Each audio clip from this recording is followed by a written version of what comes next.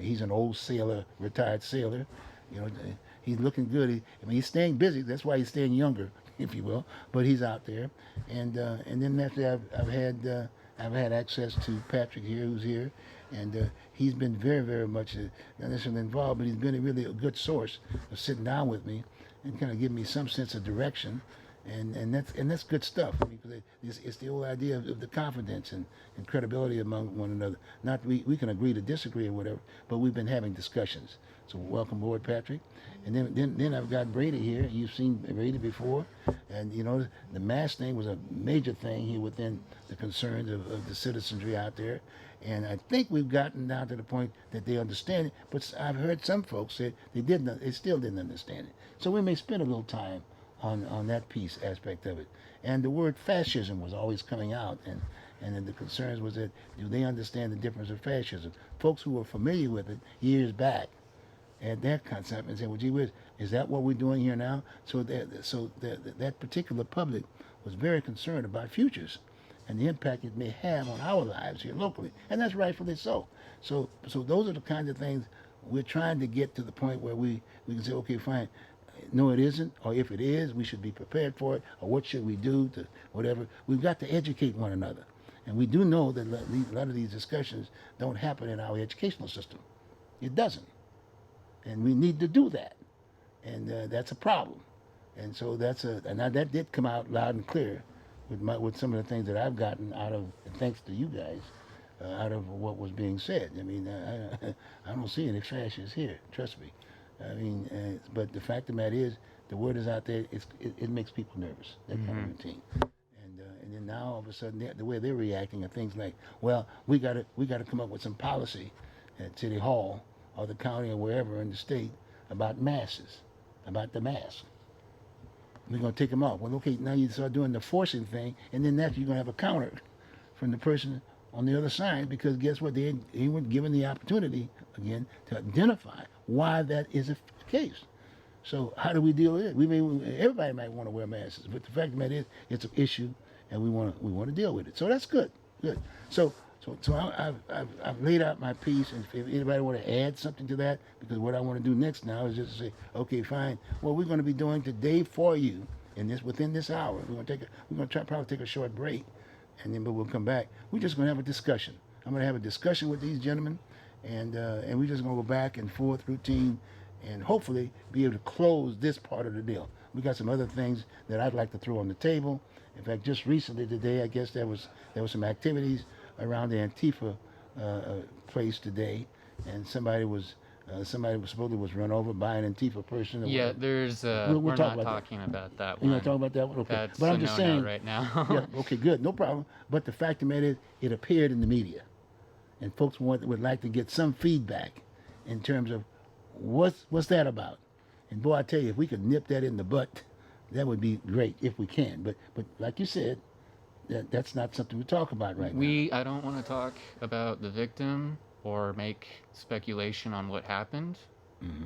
But I will say that one of the first people who did comment on it was what I would call a propagandist or a smear merchant, or at the very minimum, a bad faith journalist who is renowned as Andy No. He was the first one to comment on it, saying, framing him in a light that was very aggressive, and I think a lot of community members don't agree with that kind of light. So, was there a side situation, whether it was Antifa or the Patriot Prayer? Which side? How was he? Andy? What was he representing? He's usually associated with Patriot Prayer and Proud Boys. Yeah. Andy No was the gentleman, as everyone knows. It was over national news.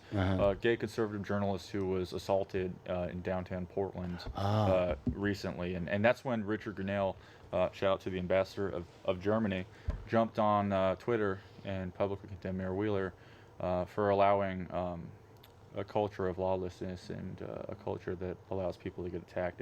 And Richard Grinnell is the first gay ambassador to Germany. I think possibly the first LGBTQ U.S. ambassador at all. So the fact that he stood up to speak about that, he makes a good point. Of course, everyone has different sides, and right, beliefs and feelings about events and people. Right.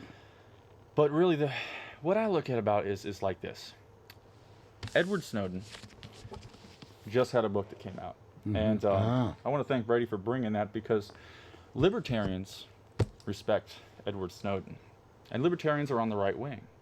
But What's also, a libertarian? Just, if you don't mind, give me a for short folks who break. don't know what a libertarian Okay, is, go on. it's really an anarchistic type of political thinking. Okay. Anarchism sounds dark and evil and scary, Yeah. especially with, of course, masks sometimes. But there's 50 shades of anarchistic type of policies. Like Okay. there's right-wing anarchism or left-wing anarchism. Really what it comes down to is libertarianism is all about freedom and the non-aggression principle. And that's the difference between Antifa and libertarianism. Okay. Because libertarianism is a lot like these progressive anarchists. There's Yeah. so many avenues that they should be building bridges on, like where they agree, like prison reform, anti, what would you say, corporate welfare policies.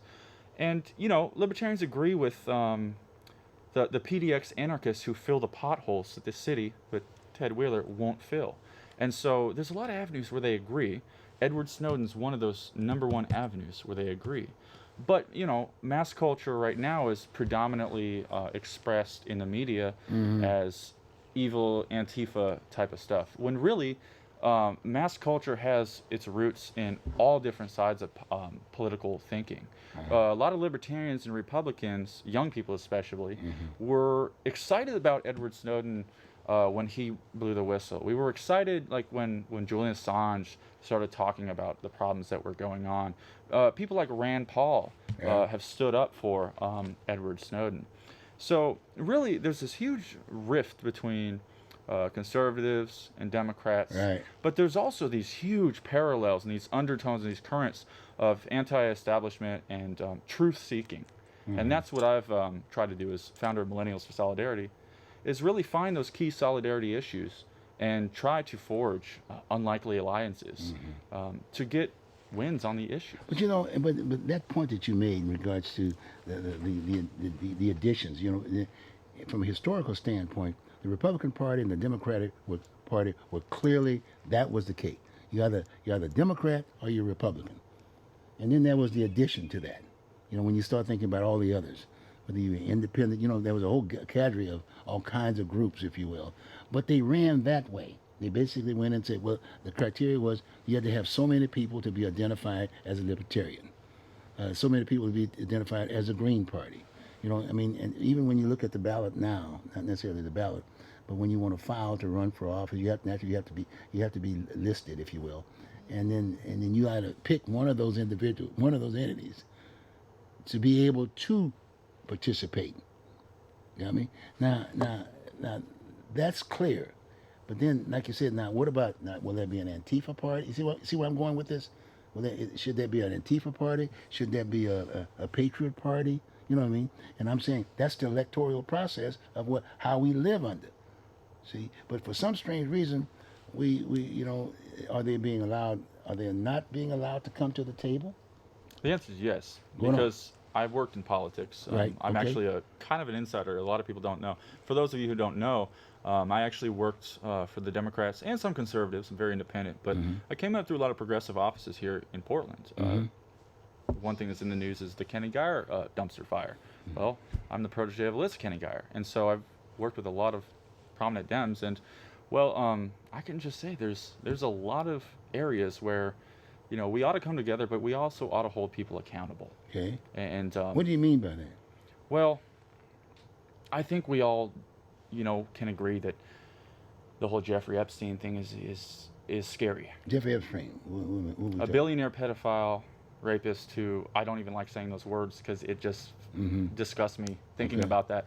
But Jeffrey Epstein was very connected to the global 001%, and he was just arrested for global sex trafficking and he had a pedophile island, and let's just say that there are lots of problems around the world that we need to focus on. And so fighting in the streets over lawn signs, people want to do that, fine, but we have, as we saw the whole Mercy Corps scandal recently, and then we saw Jeffrey Epstein, and well, there's Terry Bean running around, and Sam Adams asking to be forgiven for being a pedophile, and there's so many dark undertones of things going on in politics that I kind of have some knowledge on, and well, it freaks Are me we out. getting too much coverage from the media standpoint? 'Cause a lot of times you got and do young folks and millennials, do they read those mediums? I Like think there's not Get to enough. chime in and on some of Go the stuff for it, that I yeah. said. Like, Come on. okay, you know, it's like the political divide. I think in America isn't just here in Portland. It's definitely all over the world. Here in the U.S. I mean, as you know, kind of say this. I think it was Minneapolis. Kind of went through their own little rally with some violence. There were some people got ran into. A gun was pulled out on somebody. That was kind of eerie to have that happen, and knowing that there was like this demask and dox campaign, and knowing that Snowden's a privacy advocate, and I think we're really starting to see some of the effects here in America from not realizing that's our right as Americans, and digital rights are kind of a part of that. I don't know if how many people are actually libertarian on that side of things, because you do have people who will posture, and they will be around the Proud Boys. I've seen this on video, and they'll say like, "Oh, well, I am a libertarian," but well, I mean, that doesn't necessarily mean you are one. It doesn't look like one based off of an association. But you know, But to play devil's advocate, not to I was steamroll. also going to mention Portland Anarchist Road Care. I don't know how many times you guys have seen billboards for Peabot, but I'm thinking to myself, every time I see Peabot. one, What's Peabody again? Portland Bureau of Transportation. Okay. Why do we need billboards for this? They don't get enough money from our taxes? And why aren't they filling the potholes? We have a mayor Well, I mean, with it the was last reported name. back on 2017 from Portland Mercury. Anybody can go look that up, and I don't know if they're still around and doing this, but it's like, why do we need this? And yeah, I mean, you can go ahead with that. Well, thank you for mentioning that. You know, for everybody who doesn't know, the PDX Anarchist Pothole Fillers, I forget the official name, they're a great organization of people. Shout out to you guys. And because what they do is, we have all these potholes. We have roads with potholes, and some roads that are East Portland aren't even paved. They're gravel roads with, it looks like there's like bomb craters all over, like worse than IED holes on the road to Baghdad. Well, how is it that elected folks, that's their job. They're supposed to respond to the people because that's how they get elected, right? They identified. That's how they get elected. Why is it? So what's happening with that? I mean, I'm so glad you asked that, Bruce, because I got the answer for you. And the thing is, I want to give a shout out to Julia Meyer and Rebecca Tweed at the Portland City Club, because the Portland City Club is I wouldn't call it a shadow government or anything. That would be a wrong terminology. Okay. It's just an a lot organization. of young folks. I like that. Well, it's an organization. And then the older folks are there too. Well, yeah, but the Portland City Club, what it does is it puts issues to the table for people in Portland that are concerned about what's happening and how things are going. Right. And to your question, Bruce, you asked a really great question. Why do we have potholes worse than the road to Baghdad? Especially when we got a mayor named Mayor Wheeler. Why isn't Mayor Wheeler protecting our wheels and our alignment? You know? But the answer is this. It's not necessarily Mayor Wheeler's fault. As much as I, have issues with Mayor Wheeler, it's really the system of governance. And the Portland City Club has put out a report on the broken system of governance. Okay. And simply put, we have an old style of governance called the Galveston model of governance. It was made originally in Galveston, Texas. But they scrapped their own Galveston City Council model back in the 60s because it was so rife for corruption or brokenness or whatever. Okay. So the main point is we have city councilors who oftentimes, and this is no shade or disrespect, but theoretically, you get elected and you might not know how to change a car tire. But all of a sudden, you're Interesting. supposed to run a transportation Yes, agency, yes. which is millions of dollars. How I is agree. it? It's impossible. There's no on-the-job training. We need city manager styles of governments where we hire people to run With that bureaus. expertise. Okay. With the expertise. Yes, Why yes. you wouldn't hire someone to run $1 million agency if they can? No way. So we need to really, all of us as Portlanders need to come together and talk about what do we want as a city government model? Do we want people who can't change a car tire running P-BOT? Do we want the mayor who has no law enforcement running the police bureau and then causing a racist terrorist attack because of his stand downs?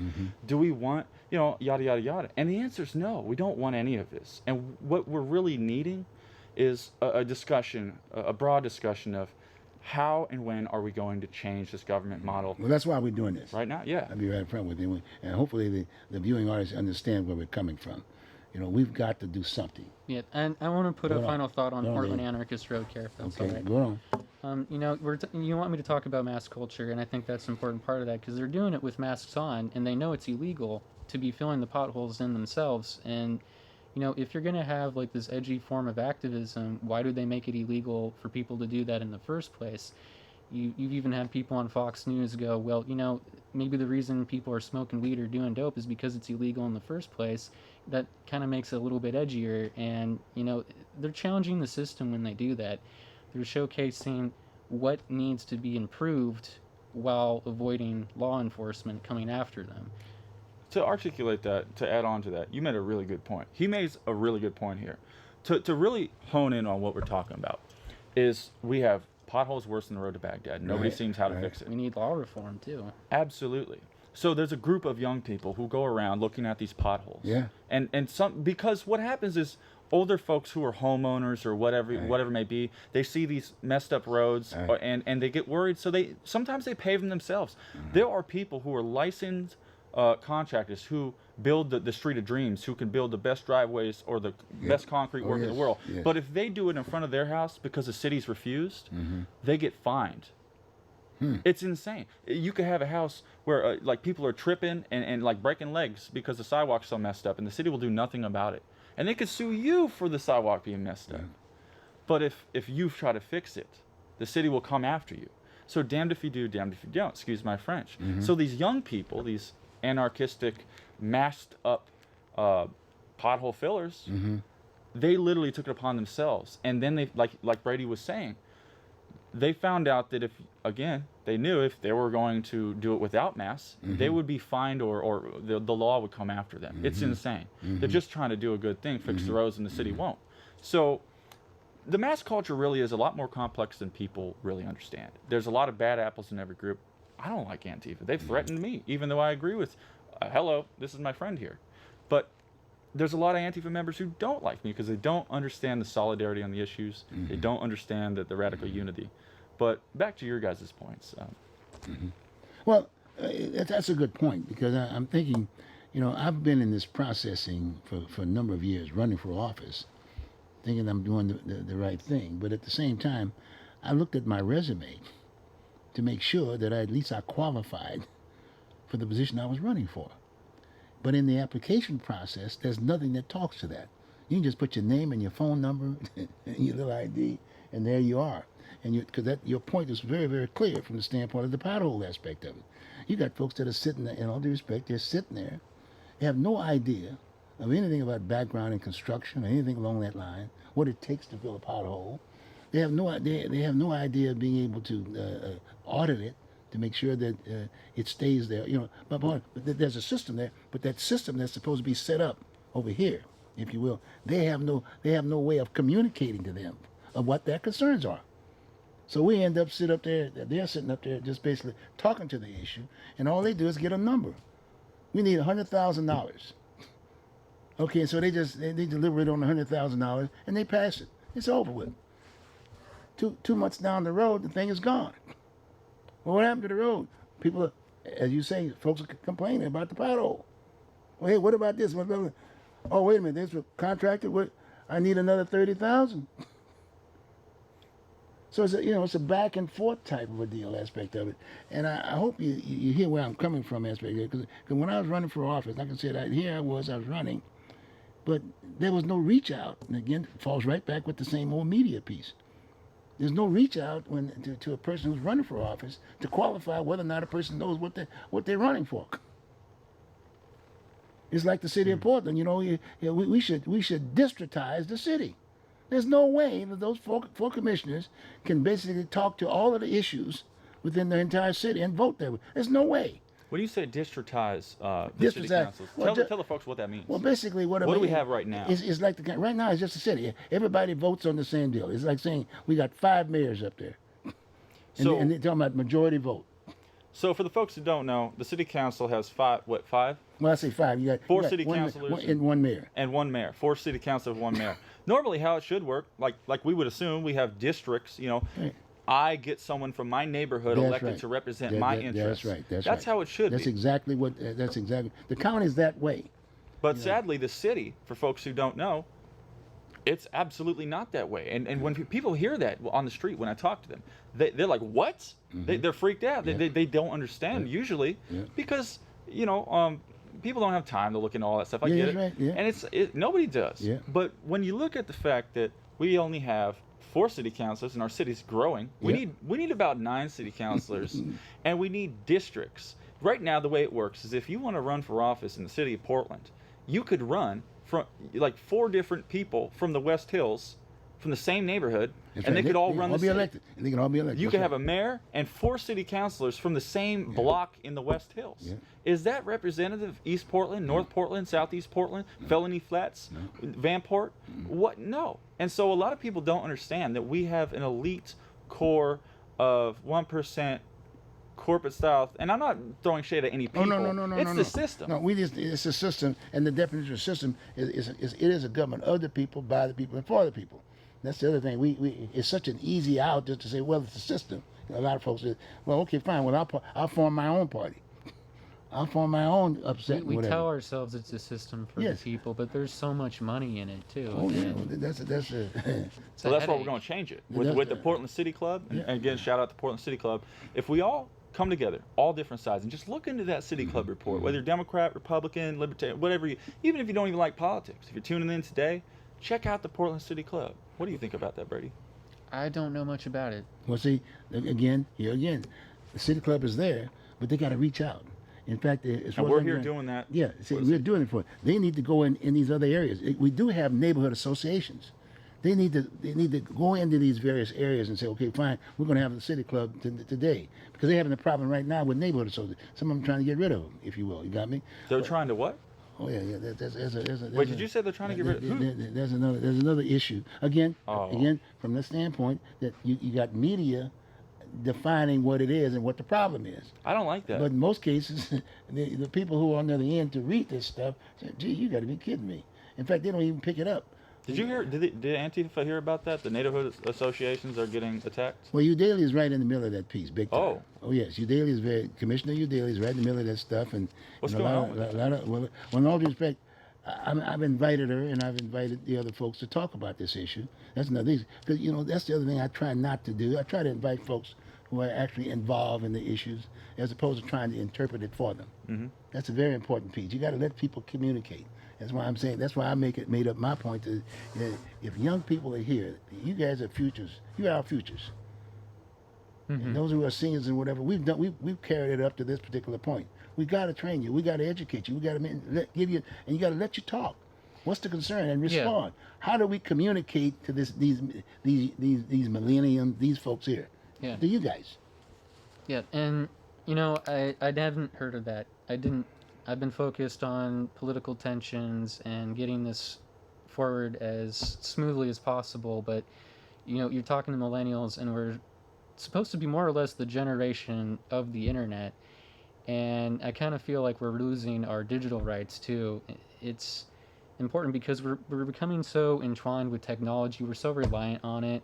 I know. And in the book, Edward Snowden actually says, if you don't understand the technology you use, you can't physically repair it yourself. You are letting yourself be ruled by technology. It's technological tyranny because you become so reliant on it, and you don't know what to do later on. But Well, on that point, you were talking about the media too, Yeah, and go I was talking with somebody who's already been on, James, about nonprofits and what they could do to step up. And whether or not we need something like a journalistic watchdog to really tell people, fact check them and tell them, hey, is this ethical content? Because we got things Like like Project InfoWars Veritas. out there and Gamergate and people making up conspiracy theories to dox people, and it's ridiculous. Can I ask you a question about that? my question is, because I'm an independent-minded kind of guy, and I'm all about truth and justice and fairness and really solidarity on the issues that come together, Right. building unity with people who normally would not like each other. Solidarity.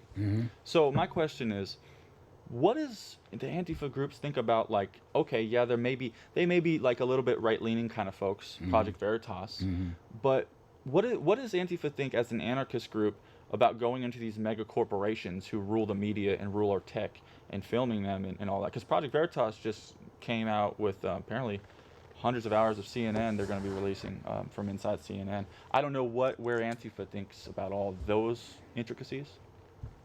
I don't know much about Project Veritas. I haven't heard much about it, unfortunately. But how does Portland react to it? Yeah, That's what I'm That asking. would definitely Yeah, be an important I part agree to with it. you. But you see the confusion.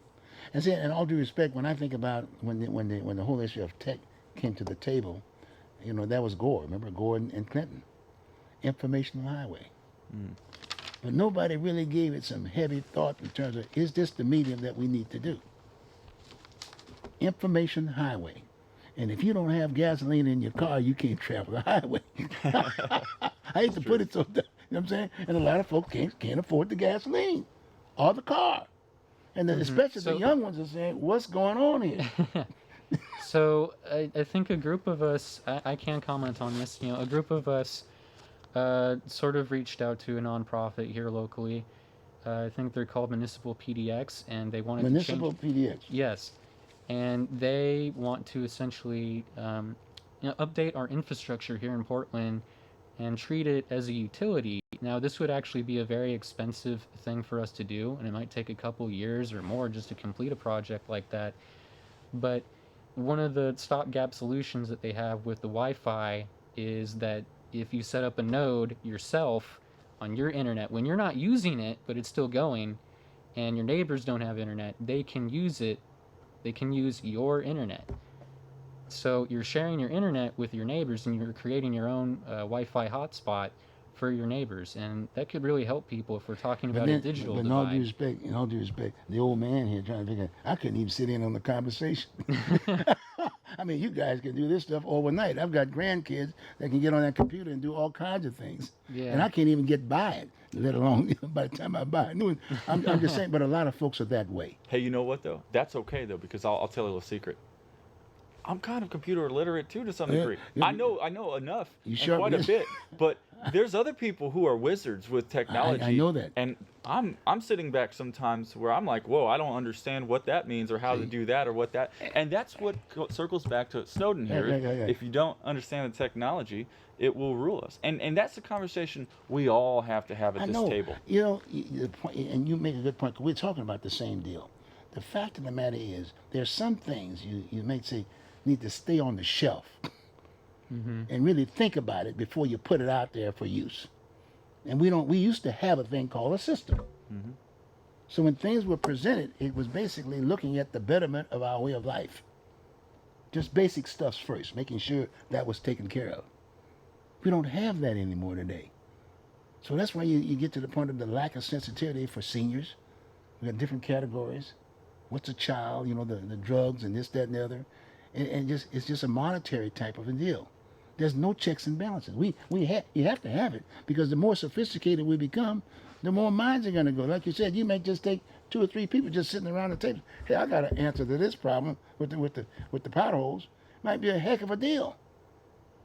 But he didn't have the numbers. He wasn't elected to office. He doesn't know anybody in the position where they can that basically he don't even know the person that can fix the pothole. Kind of a random related Does that make- question. What if what if Portland Anarchist Road Care just created their own nonprofit and they tried to do it? Would that still be illegal? Oh, you can do it. You can do it, but my point is that you got to go through the process. Yeah, You, ton of paperwork. you got to go through the process, and it doesn't guarantee you that you're going to get the funds necessary to do it. yeah. And that's one thing I want to jump in on too is, Millennials for Solidarity. That's my organization, and Right. it's really just my own organization that Right. I founded. That Okay. I've reached out to all different Makes people sense, yeah. to forge real coalitions on things like Yeah. prison reform. Yeah. At a time, I was thinking about nonprofit status. Right now, I'm just doing my own thing and having fun Yeah, with it, yeah, and yeah. I prefer that because I don't have to dance around any Yeah. intricacies. But also, as a millennial, I'll tell you, we're not being taught. We're not being taught financial, how to invest, how to start a nonprofit, how to legally set things up. Those are very, very intricate things, and we're not being taught how Our to education become system. leaders. Our It's education broken. system. Yep. Portland Public Schools have been the worst Yep. school district in America for how long? And we keep throwing more money at it, and it's still failing. But we throw it in the form of a bond to build a building. And then we got what, $200 million embezzled in fraud that Yep. just was in the news. Yep. Where did that go? Yep. Well, the bottom line again, here we go again. Same thing. Folks get elected to the school board, and they can't read a profit and loss statement, but they can't read this. They just vote on it. And normally the chair has more knowledge about it, or more contact, if you will, with that other entity, which is something, and I'm not trying to knock it, but that's the system we live in. We got to go back and change that concept again. We got to go back to think, what built this country to begin with? We were more organized when we didn't have a whole bunch of stuff. That's actually something Snowden has mentioned in his book. I feel like we're talking about this like really divisive figure, but compared to somebody like Daniel Ellsberg back in Vietnam, he was kind of considered a war hero for what he released.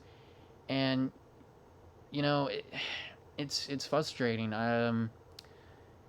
He said that, you know, that's like the real place of democracy or something, is the internet and this peer-to-peer system. And it's slowly but surely becoming more monetized. Facebook didn't always have Farmville on it. Yeah. Well, tell you what, guys, we got about 24 minutes. We're going to take a short break. And then when we come back, like I said, let's see if we can kind of button this thing up, because we got a lot of things we want to talk about. But I'd like to really spend a little bit more time in Portland, Multnomah County. Okay? Absolutely. That cool? Yeah. All right. We'll take a short break. We'll be right back.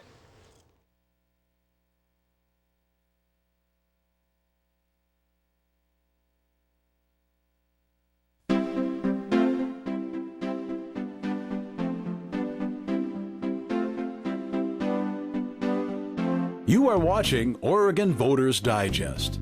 This program can be seen again on these channels on these dates and times. Tell a friend.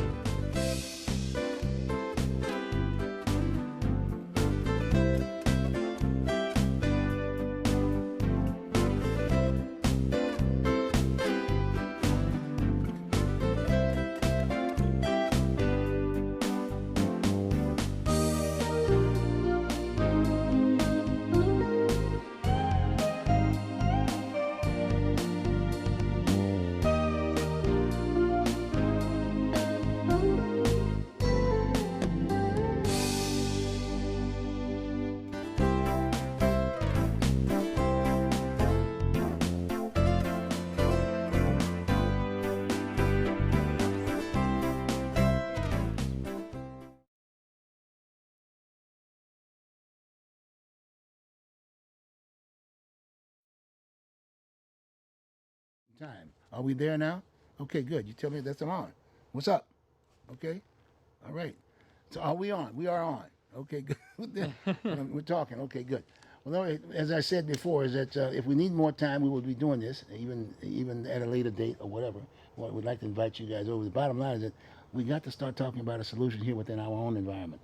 You got me? That's why I was mentioning the Multnomah County and Portland. We can't talk about the world to a certain. We got to make sure that if that's the source that we're using to be able to implement, let's make sure that we've districtized it such that it's related to people that are here. Absolutely. Bruce, I think you made an amazing point about that. And I think that it goes back to Brady's point before the break. You know, Snowden here is not local. He is, to some people, a divisive figure. But there are many other ways we can look at him that's a very unifying figure. And you know, here locally in Multnomah County, there's a lot of problems. People are worried about getting on the train, you know. Yeah. I think it was 2 weeks ago, somebody had, it was in the news, all over the news, somebody had got on the not the Max train, the TriMet bus, and he was like methed out or whatever, and he just bear maced the entire bus out of bear mace to the eyes, just randomly. And just randomly, like, I thought it was crazy when the Max stab in 2017, the Jeremy Christian racist terrorist Max stabbings happened. I thought that was scary because I was threatened by him. I called the cops. They stood down, and then people got murdered. I digress, but the whole point of that is I called the cops and there was a stand down. The police are not taking care of the city, and I'm not knocking law enforcement, but I think it's the leadership. I think And- the and that's leadership key. is having stand downs of key. some degree, and I think it slopped over on Jeremy Christian and almost got me killed. Got my friend Micah Fletcher stabbed in the neck. Ricky Best and Talesian Namkemeshi are dead, and then nothing changed, nothing happened. There are still people getting assaulted and attacked all the time, all around Portland, and like that bus incident just a couple weeks ago. So my thing is, we need to unify in the Multnomah County, in the city of Portland, to talk about, well, what's going on with public safety, number one. If we can't even get on the bus without thinking, am I going to get bear maced, or get on the train, am I going to get stabbed in the neck? Those are real thoughts that go through people's minds in the city of Portland. Are the city club doing anything like that? I know I've been a city club member for years, that's a good question. and that's a problem. You know I what think mean? I think the voters need to ask the city club what we do about that. Yep. You know, I'm asking them now. I agree. Come on the show and let's do some education. Let's put together. Trust me, I've been faulting. You can't do everything. I've sacrificed my family just running for office. Luckily for me, I don't make it out of the primary. Trust me. Well, you will this time, because you're going to be the first black mayor in the whitest city in America. As one would say, that's why we're talking about it now. Well, You never know. But you're right. In fact, as far as I'm concerned, I've been talking as somewhat of a leader, because I've been bringing folks to the table to talk about their concerns, and that's really the primary source you want from that so-called leader, not necessarily just a physical being. The issues on the table. What are the most important issues? And that's what we've been talking about today. And that's why I appreciate the fact that you all are here talking and sharing your thoughts, not the system's thought. Talking your thoughts. The folks that in most cases are subjected to it because you don't have access to the money. If you had access to the money, you'd be something in Hawaii or whatever, and it's not in your If we backyard. had access to the money, we may not even run for office. Yeah, that's what I'm saying. well, and No, I gotta jump in on that. I'm sorry to do that, Yeah. but I have a lot to say on that, because I hate to say it, but I've worked with those people who have the most money in the world. Geopolitical 0.01%. They live right here in Portland. And I've tried to ask them to do a lot of these things. Hey, let's have a march against Jeffrey Epstein and sex trafficking, a said, "No way." unification. Yeah. And they said, no, thank you. I don't know about that. Yeah. And then I said, well, what about a unification march at Snoop Dogg's uncle's rib restaurant against the Max stabbings? 4 blocks away from where a racist terrorist attack happened is Snoop Dogg's uncle's rib restaurant right here in Portland. And I went to sit with him, and I'm not going to go into it, but I chatted and said, can we do something? And I don't understand why people who are not even in a political sphere, like Snoop Dogg's family, who I honestly respect more than some of the suits and ties sometimes, why is it that they're working with this more than the people who I know and have worked with in Salem? And remember, the people with the money. And I'm not going to name names today, but they know who they are. And it's just really sad, because there's many other people who have money. There's not just one. And it's the problem that I foresee is there's a lot of young people with a lot of energy. Oh, yeah. And I want to give a shout out to Kanye West, because he's another guy who has a lot of energy, dragon energy, as he says. And he called Nike when he was still underneath Nike. And he asked them, he begged them, he pleaded to them, please just see my genius for what it is and just let me do my thing. And they didn't want to have anything. The money people blocked him out because of his messaging or whatever it may be, or his individual vision. And the fact of the matter is, that is a systematic problem, not just with Nike and Kanye, but guys like me and Millennials for Solidarity. Why is it that, when I first founded Millennials Solidarity, and we were talking about real political gang truces on the real tough issues that are never talked about, like prison reform, a lot of people wanted to throw money, that way and get a nonprofit status. But as soon as I said I wanted to do real unity and real solidarity, a lot of those same people blocked me like Nike blocked Kanye West.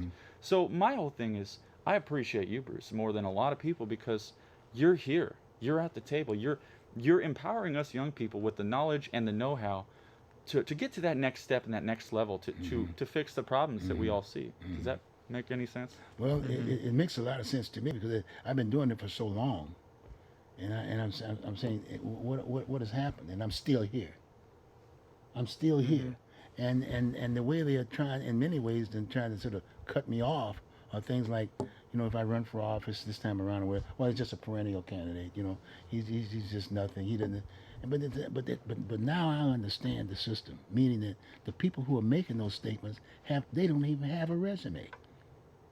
I will lobby and debate anybody in this country, as far as I'm concerned, about issues Would you be willing to sit down with like a Ti? anytime. Because Ti sat down with Alex Jones, and they're polar opposite people, Yeah, okay. but yeah. they sat down. Hey, look. My point is that I paid my dues. I paid my dues, like you guys are paying your dues. That's what I would like to stop and get you into. And when I say system, I'm using it from the standpoint people like you should be running for office. At least you're willing to spend the time to try to understand what the issues are. I think you're And right. then out of that, basically comes solutions. But you can't do it with a person that can just sign a check. You got me? Sign a check, or if not that, say, okay, fine. I can still control the person if I'm writing the check. And we've gone through that system. Don't get me wrong. That's us. We just have to change. We can't do that anymore. The person who signs the check has to sign the check on issues. Absolutely. I think you'd come across a lot of center kind of people who are going to say, no, you should take that money. That's the system we live in. And I mean, that's what we see with the Yeah, national okay. elections. Right. And I could see that playing out in the same way. Smaller scale local businesses. We already see that with Ted Wheeler. We've already seen that. Even Gregory McKinley has pointed out Ted Wheeler wanting to expand no squat zones. And it was kind of revealed that he's taking money from some of these businesses to do that because they're squatting around the business. And That's interesting. Yeah. That's why taking a dump right at the back, taking a dump out in the street, or urinating right in the front, you know, where the kids can see the whole 9 yards, and Yeah. then just walk away without cleaning themselves up. You know what I'm saying? And it's not necessarily their responsibility. So you ask yourself the question, well, okay, fine. Well, why are they allowing this? Well, then the next thing you know, there's a contract that goes before city council, about maybe $3 or $4 million. They say we're gonna now clean that dump and wash down the streets, if you will, and we're going to hire people. We're going to hire people to clean something up that could have been solved, if you will, by, quote, you know, there's a deterrent there from the standpoint that if you do that, you've broken the law or something to that effect. But we don't have that kind of deterrents in many ways, I want to point something out, respectfully. which is that activists have actually gone out of their way to help homeless here in Portland by building sort of small shelters and almost, you know, kind of Oh, yeah. camps Yeah. for these people, Yeah. you know, out there kind of in the forested area around town. And what ends up happening is that the police come in and sort of just evict them and kind of create their own little mess. And they do it for environmental reasons. And it's really, Environmental, I mean, it's just one of those really frustrating yeah, things. But listen, environmental. Now think about They're this. helping the homeless. Yeah, right. But the thing is, okay, they come up, they arrest the person. The person's got their clothes sprawled all over the place and this, that, and the other. They pick them up, take them to the jail for vetting. All right, okay. But they also box up all of the trash and their belongings in a box, dirty, the whole 9 yards. Put it in a box, put it in storage. That's money. Then when the person gets out, they're giving them this box. You think they'd pick it up? Would you pick it up? No way. In fact, if anything, if they want to make it to the point that it does work, give them a voucher to go down to Goodwill. It's clean. So It's you mean like sanitized. so when people come out and Give they're them a basic. maybe they're detoxed and they feel better Yes, about life yes, and yes. they don't want their dirty clothes anymore, so yeah. they leave it, and that's the bill I'm hearing, that's where the financial cost of the cleanup is No, because no, of no, just no, leaving no, stuff. no. This is just new money. Yeah, this is new money. There's nothing to say to the person, hey, look, you got to take some responsibility to take your stuff up. If you want your stuff, you know, you can't wear that kind of clothing, even in the institution when you get picked up.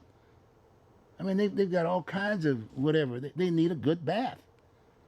That needs to be more. They need to be fed. Well, it's not that the they need medical. one. I feel that they deserve one. Well, that's right. I And agree. it's I agree. No, I agree. and you're so good about this because you help so many homeless people. I love the episode when the gentleman from Street Roots was on your show. yeah, oh, Or yeah. no, I think The it was Birdman. Jim Lockhart's show. Was it? Yeah, it was on Jim. That was on Jim's show. Yeah, but I had the Birdman with me. Yes, absolutely. yes. So this is a very delicate conversation because like Mr. Schnitzer had said, we're talking about Now we're human talking about beings. Wapato. Well, I'm But you also made the talking point. about homeless in general Right. and being yeah. empathetic Oh, he was to very, people. he was very committed. I mean, I really felt it. The guy was really sincere. We're talking about Gordon Snitzer, who he basically owns the Wapato closed jail aspect of it. Isn't he the gentleman, for the folks who don't know, Gordon Schnitzer, he is the owner of Schnitzer Steel, and we have a large concert hall on Broadway. It's the Schnitzer Concert Hall. Same gentleman? Very much involved in community and things of that nature, all over the country for that matter. But he's concerned about Portland and Multnomah County. This is home to him. And he's really concerned about the closure of a building that's supposed to be able to respond to issues of the county, of the citizenry. Multnomah County. This is a Multnomah County service building.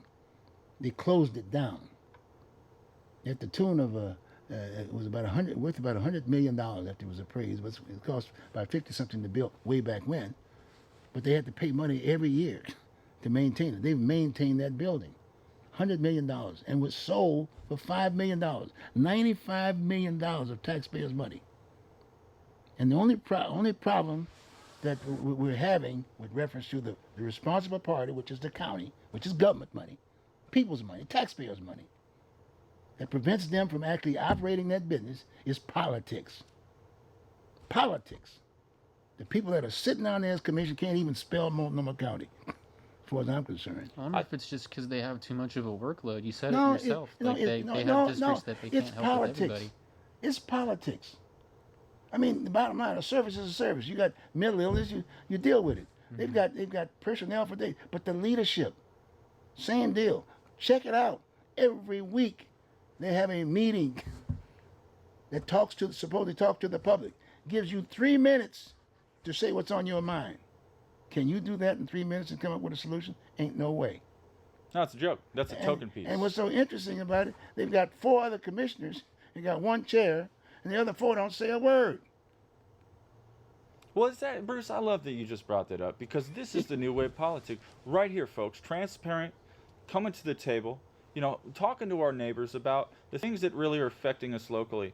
And, it's just absurd that we have this old model of government going back also to the city clubs thing. Oh, yeah. Because it's not even just the model of governance. It's the social fabric that we're operating under that's obsolete. Why do we sit in front of these mightier than thou, like almost like an old English court back in the day, I'm imagining? Like they're above us and we speak up towards them into the heavens, and you might get a response if you're blessed with one, but usually it's this weird social dynamic that these people are above us and we don't respond to anything, and never respond, never confirm, just deny. And it's just really disrespectful. And the young people, we grew up in the age of information where we're kind of more transparent. We like to keep it real. And when I can't go to City Hall and even talk to Mayor Wheeler, when I've had newspaper articles with him and I together, it's kind of a slap in the face. And that's the social fact. It's not about Wheeler or this or that or them or this person or that person. We need to get back to a level of respecting each other. Patrick, in all due respect, he can't hold a decent conversation with you because he doesn't have the background. That's the problem. He doesn't have the background. I mean, don't get me wrong. I give him a sense of respect from the standpoint. At least he stepped up to the table, but he doesn't have the resume. Now, if he's willing to take the other time, and in fact, that's the way our system is set up. You got to win that first term, and you got to win the second term. The first terms give you the OJT, on-the-job training, and issues don't get solved. And folks like yourselves and, whatever, that are wanting something, that pothole to be done, by this time, your car is ruined, you can't get it fixed or repaired and whatever, so you got to wait till the next time he runs. But then other things happen. So that's the key. We need leadership. And we need, that's why they come up with this political stuff, because they can't talk to the issues, because the people who are basically playing politics have no idea and can't communicate in the issue aspect. That's at least what it seems like on the surface. I definitely imagine there's more at play. Yeah. I mean, with the whole Occupy ICE movement, it's like you got your constituency saying, hey, kick these guys out, and they barely lift a finger to do anything about it. They say maybe at best we can revoke the lease, but, that hasn't happened yet. I'm going to throw a name out on the table for you guys. And everybody knows I wanted to make sure I kept this to the last minute. Vera Katz, remember her? Oh, yeah, she got a statue on the East Bank Esplanade. Let me tell you something. You know why she was so effective when she first ran for mayor? Why is that, Bruce? She spent during their 10, 15 years in the legislature. So she learned how to get the sausage. And around she before got communicated, she communicated while she was in the legislature about what, because she had to get funding and this, that, and that. So she learned the system. So when she was elected mayor, she was running. But you look at the folks that are now getting to the table, they have no background. See, so I want to throw that out to you. All's not lost here in the city of Portland. We still have some folks around, if you will, that understand the problem. We got an upcoming election, and so I would remind the folks, please share this discussion with your neighbors. Make sure you find out who's running for office. Ask them to show you their resume. What have they done as it relates to the issues that they're talking about? No smooth sailing. Don't listen to all of the so-called slick ads that you get in regards to who they are, et cetera, et cetera. What have you done? Show me the buildings you've done. If you're going to get into construction, heavy road, and whatever, whoever the commission that's picked, do you have any background in construction? Do you know anything about a road? You know anything about building a road? I mean, you understand what I'm saying? Mm-hmm. And this is just me coming from a guy who's been running for a number of times. But I've learned I will not run for any office unless I got background. That's how it should be. Would you agree on that? I think it depends on what you define as a background. I think you said Ted Wheeler doesn't really have the resume, but then I think about his background. He supposedly seems like on the surface like this really decent candidate, and maybe to a certain extent he is. He's got like this university. He's like a strong man in strong competitions. I don't understand how he does it all, but well, you got staff. It seems like it falls short of something. It really does. But no due respect, I've been there. I mean, I've been there. The key is that you got staff. I don't have staff. I don't have staff. I had to go the hard way. Mm-hmm. I built the senior citizen complex. I used to own a newspaper to kind of figure out where's the newspaper. I used to own the Portland Observer newspaper. That could be considered direct action. I mean, hey, if somebody else doesn't do it or cut it out for you, do it yourself or something. Well, but that's the nature of this country. That's how we got to be where we are today. That's where we are. So anyway, we're about 5 minutes out now. You got about 5 minutes now. I think we had quite a discussion, especially you guys. You've given the old man an opportunity to chat for a minute. And a lot of us are feeling good about that because they're out there. They care for you guys. I care for you guys. It's very important. Very important that we take the lead now and make sure you got something to look forward to as far as the futures are concerned. So I'm telling these guys, I'm challenging them. Let's wake up. It's not too late. And even I'm saying, even to Wheeler to a certain degree, I don't even see the guy with his family. I don't even know who his family is. The man is married, got kids and this, that, and the other. He doesn't even have time for that. Imagine what that makes for a person when you go home and you can't even spend any time with your kids. That's where all this other stuff comes through. And the next thing you know, you get to work the next day and you got all kinds of issues and problems. So I'm taking my hat off to him, but at the same time, I want him to wake up. If he wants to spend 4 more years in that seat, trust me, you're not going to be married at the end of that day. Trust me. And I want to help him. But help him from the standpoint, realize who you are. Make that determination. And if you have to do that, then get that resume and get the right folks and communicate. Any thoughts, Ryan, real quick, like, give me about a minute on what's on your thought, real quick, like. I would love it if we could invite Life After Hate and the One People's Project with Daryl Lamont Jenkins. I think he would be a really interesting guest on your show. You got it. He's an investigative kind of activist. He's been doing this for like 18, maybe 30 years, okay. And he's got his own. But ask him that question, specifically what he's bringing to the table as it relates to solution to Portland, Oregon, Multnomah County, Portland, Oregon. I'm just throwing something out to you, just as a whatever. Something that will benefit what we're talking about. Because they got a viewing audience out there. They're hungry now. They want to solve problems. Well, I'll tell you what. Going on. What about you, Patrick? What my main vision with, and by the way, for folks who don't know, go to Millennials for Solidarity on Facebook. That's our organization. We're going to be really ramping up some advocacy. Okay. And I want some help. I want some help from the leaders like Schnitzer or, Well, you're going to have all the help you want right here. Because we need the business community and the political community, who I know and worked with, to support this unifying narrative, to support these discussions, to support political gang truces at Rio's Ribs to talk about the City Club's Yep. report. Yep. Let's get interesting. Let's get dynamic. Let's get fun with this. Yes. We don't have to be fighting each other. Yes. We don't need people protesting the mayor in front of his house. You know, we don't need to be scaring people. We should talk about the issues. Yes. And I think us millennials, we're poised to really start those discussions. Well, trust me, and you were there at that presentation. Gordon Smith was a very passionate individual, very committed, passionate individual. He does not want to. He does not want to demolish that building. He want the government to take the responsibility because they are the one that has the money to be able to provide those services to the people that they were supposed to serve in this county, in this city. Very important for the taxpayers. So with this, guys, we've come to this end, and this will be great. And we're going to be doing another piece. I will be in touch with you. And as usual, I really, really appreciate the fact that you watch. Get together with your neighbors. It repeats itself on YouTube as far as the show is concerned. Do something similar. Get your neighbors involved. Talk about these issues. But look at the possibility of going to the City Club. Or you can go through them through the library on the tubes. Check it out. Reach out. Touch someone. Talk to your neighbor. Make sure you vote this time around, and make sure you know who you and why you're voting for. With that, take it easy. I'll see you next week. Have a good one, guys.